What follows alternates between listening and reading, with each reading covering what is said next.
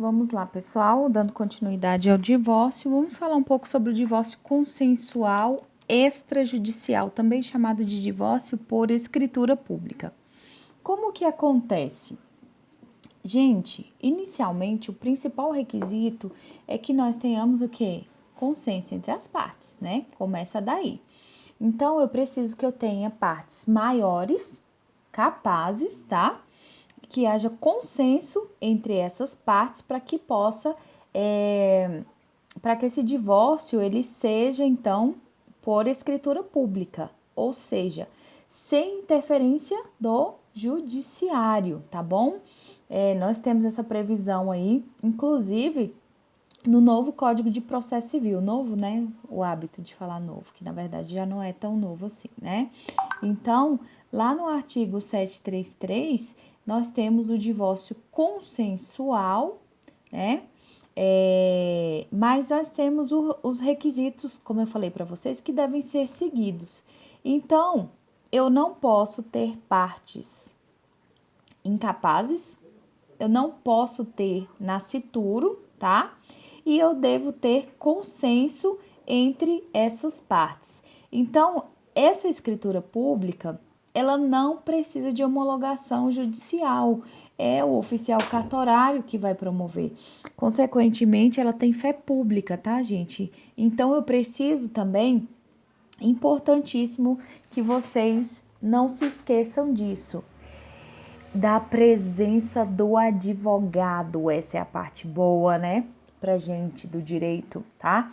Então, eu preciso aí, resumindo esses requisitos do divórcio por escritura pública, de cônjuges maiores e capazes, eu preciso do consenso entre essas partes e eu não posso ter a presença de nascituro nem de menores ou incapazes nesse divórcio, ok? Por quê, professora? Por que eu não posso ter?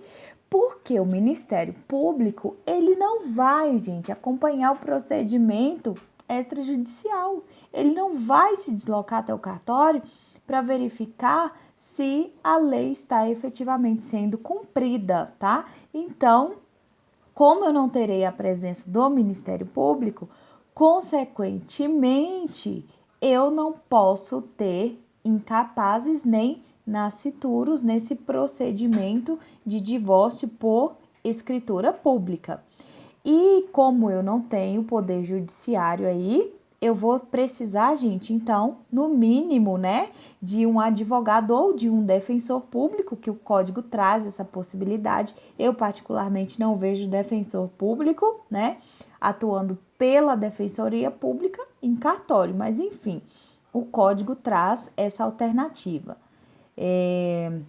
Então, se tiver gestante, não pode, tá? Nascituro. Se tiver menor, não pode. Tem que fazer judicial. Mesmo que haja consenso,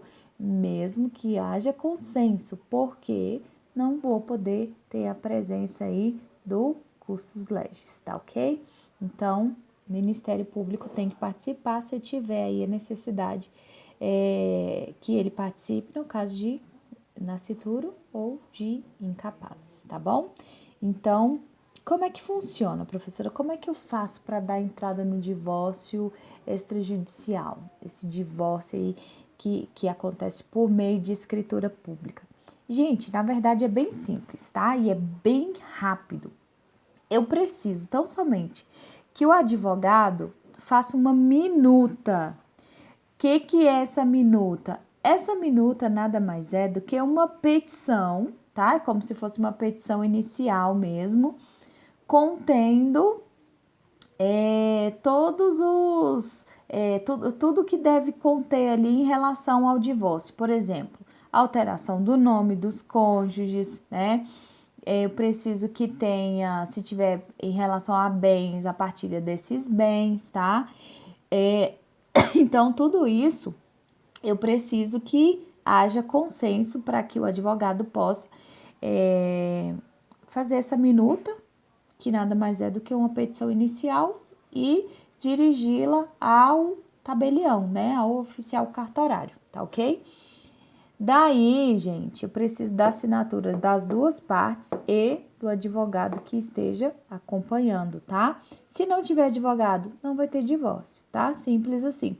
E se não tiver consenso em relação a alguma questão que esteja sendo discutida ali no divórcio, o tabelião não vai fazer, tá? Ele não vai fazer o divórcio. O que vai acontecer? Esse divórcio ele vai se tornar litigioso. Tornando-se litigioso, ele tem que ir para onde? Para o judiciário. Não houve consenso, o judiciário vai dirimir aí, então, o problema que surgir entre essas partes, tá? Falando em divórcio litigioso, né? Vamos então abordar aí o que acontece com o divórcio litigioso. Professor, litigioso, claro, óbvio, você está falando aí que é quando não tem consenso. Mas existe um detalhe também, gente, não necessariamente é quando um dos cônjuges não concorda com o divórcio.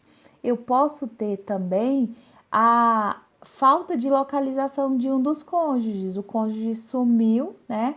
Tá em local incerto e não sabe estar lá no Lins. E aí, como é que eu vou fazer? Vou passar o resto da vida casada, né?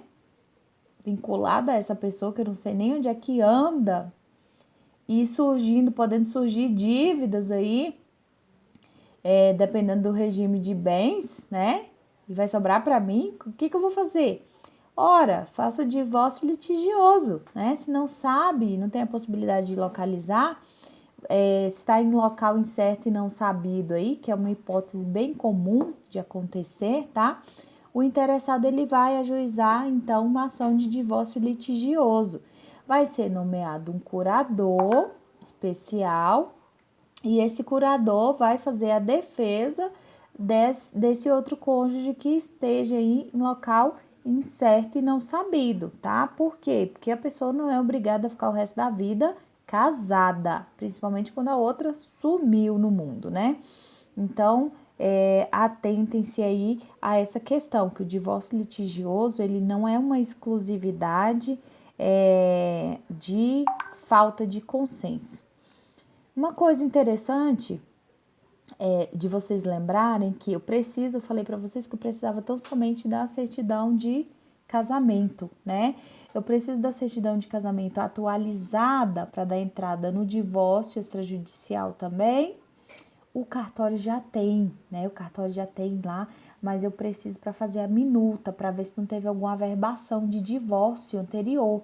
Vai que o cônjuge que estava sumido, gente, lá no divórcio, vou entrar com divórcio extrajudicial ou com divórcio litigioso. O cara tá sumido tem 10 anos, né? Saiu para comprar uma máscara aí para usar na quarentena e não voltou mais. O que acontece? Tem que ficar esperando a pessoa aparecer, retornar? Não, não precisa. Eu só preciso de quê? De uma certidão de casamento atualizada. Por quê? Por quê? Porque às vezes você vai dar entrada no divórcio e o cara já fez o divórcio. Ele foi lá para outro estado e deu entrada no divórcio. O curador especial, ele foi nomeado, respondeu lá o divórcio por você, fez sua defesa e você não está nem sabendo, já está divorciado, já está apto a contrair novas núpcias e sequer ficou sabendo. Então, essa é a grande importância aí da certidão de casamento atualizada, tá ok? Porque se tiver alguma averbação, vai constar nessa certidão, tá ok? Então, vamos lá, gente. Em relação ao divórcio litigioso. Divórcio litigioso também não tem segredo. Certamente nós temos aí ou a indisponibilidade de localização de uma das partes ou uma ausência de consenso em relação a uma das situações que estejam sendo tratadas nesse divórcio, em relação aí a alimentos, a guarda, né? Alimentos que eu digo tanto entre os cônjuges quanto entre os cônjuges e os filhos. Então, preciso que haja aí uma decisão em relação a essa partilha de bens, tá? Então, eu preciso do estado juiz para definir alguma situação que esteja aí em divergência, tá ok? Como que está acontecendo hoje no judiciário? Gente, mesmo que seja um divórcio litigioso, a prioridade é sempre a conciliação, tá? Então, A parte requerida, ela é citada, né? É designada aí uma audiência de conciliação ou de mediação, e a primeira audiência, gente, vai ser uma tentativa de conciliação, né? Então, o juiz, ele vai sempre, com base no novo Código de Processo Civil, buscar uma conciliação entre as partes. Então, a primeira audiência, ela vai ser sempre no sentido de conciliar essas partes para que haja um consenso da melhor maneira de como resolver as questões que estão pendentes. Por quê? Porque o casal, ninguém melhor do que o próprio casal para resolver, né? É tanto que o artigo 696 do Código, ele traz um conteúdo bem interessante. Ele diz o seguinte, que a audiência de mediação e conciliação poderá dividir-se em tantas sessões quantas sejam necessárias para viabilizar a solução consensual, sem prejuízo de providências jurisdicionais para evitar o perecimento do direito. Ou seja, eu posso ter várias sessões para que esse casal possa chegar à conciliação, né? Por quê? Porque é muito melhor, gente. É muito mais prático as pessoas saberem resolver seus próprios problemas do que esperar por um terceiro que não conhece, né, a verdadeira situação ali daquela questão. Mas, se precisar, né, vai para a audiência de instrução, vai ouvir testemunhas e, ao final, o juiz vai decretar o divórcio e resolver as questões pendentes aí, em relação à partilha, em relação a alimentos, ao próprio divórcio, tá ok? Vamos lá. Tem uma questão interessante aqui que eu gostaria de levantar com vocês. Eu falei que a ação de divórcio o direito, né, de ação é um direito personalíssimo em relação ao divórcio, tá? Gente, o que acontece se eu tiver um divórcio tramitando e uma das partes vem a óbito, falece durante o percurso do processo ou falece já com a sentença publicada, porém ainda não transitada em julgado? O que vai acontecer? Acontece o seguinte, gente, que se eu tenho falecimento de uma das partes, né, de um dos cônjuges, mesmo após a sentença, mas antes, tá? Antes do trânsito em julgado, eu vou ter a extinção, não se esqueçam, extinção do processo. E aí, o que vai acontecer? O cônjuge sobrevivente, ele vai se tornar um viúvo, tá? Então, morreu no trâmite do processo de divórcio ou morreu após a sentença, mas antes do trânsito em julgado, o cônjuge sobrevivente vai ser viúvo e não divorciado, tá? Professora, mas por que se já o processo já percorreu esse caminho longo? Porque não vai existir substituição processual nesse caso, gente. Falei para vocês que a substituição processual aqui ela é o que? Extraordinária, né? É só em caso de superveniência de quê? De incapacidade de um dos cônjuges, tá? Então, tanto para dar entrada quanto para defender, para se defender aí no trâmite desse processo. Agora, em caso de óbito, aí não tem substituição, tá? Em caso de óbito, antes do trânsito em julgado do processo, dessa sentença, eu vou ter simplesmente um viúvo, tá ok? E não um divorciado. Então, por quê? Por causa dessa ação ser caracteristicamente o quê? Personalíssima, tá? E se é personalíssima, eu não posso fazer com que ninguém assuma esse direito para mim. Ela é também o quê? intransmissível, tá? O entendimento do STJ é o seguinte: se ocorre o falecimento do varão, isso aqui é um julgado, antes do trânsito em julgado da decisão que concedeu o divórcio, o estado civil do cônjuge sobrevivente é de viúva, não de divorciada, tá?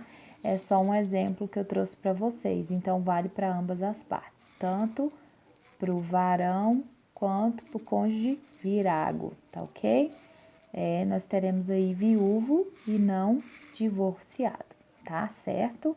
Então, gente, em relação ao divórcio litigioso, é isso, né?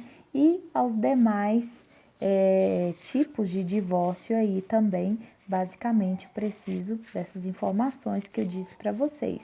Posso ter um divórcio judicial consensual ou litigioso, posso ter um divórcio extrajudicial, que exclusivamente deve ser o quê? Consensual, tá? E não ter presença de nascituros nem incapazes e deve ter a presença de advogados, tá bom? Vamos lembrar também que em relação ao direito de personalidade, lembra que eu falei para vocês? Nós temos o uso do nome do cônjuge, ok? O que isso significa? Significa que acrescido o sobrenome, ele vai integrar meu direito da personalidade, vai incorporar aí aos meus direitos da personalidade. Eu vou aplicar o quê? A Constituição. Isso significa que eu não sou obrigada a retirar o sobrenome do outro cônjuge, tá? Porque a partir daí, ele não é mais dele, né? O sobrenome passa a ser meu, tá? Passa a integrar aí o meu patrimônio pessoal, tá ok? Então, não existe aí uma obrigatoriedade de retirada do sobrenome do outro cônjuge, até porque isso é tão sério que tem pessoas que utilizam do sobrenome como um nome comercial, né? Então não tem como do nada retirar esse sobrenome e passar a constituir um novo nome para um empreendimento de anos, né? Enfim. Então, quando a gente tem lá no artigo 1578 do Código Civil, que trazia hipóteses de possibilidade de manutenção ou de perda do sobrenome do cônjuge após o divórcio, eu considero que esse artigo ele tenha sido revogado tacitamente. Então, faz um risco aí no 1578, faz uma seta, tá? Por quê? Porque ele é incompatível com a emenda constitucional 66 de 2010, né? Então, a gente vai sempre estudar o nosso Código Civil em consonância com a nossa Constituição, tá bom? Não podem esquecer dessa multidisciplinariedade, dessa interdisciplinariedade que a nossa matéria tem, tá ok? Grande abraço, até a próxima aula.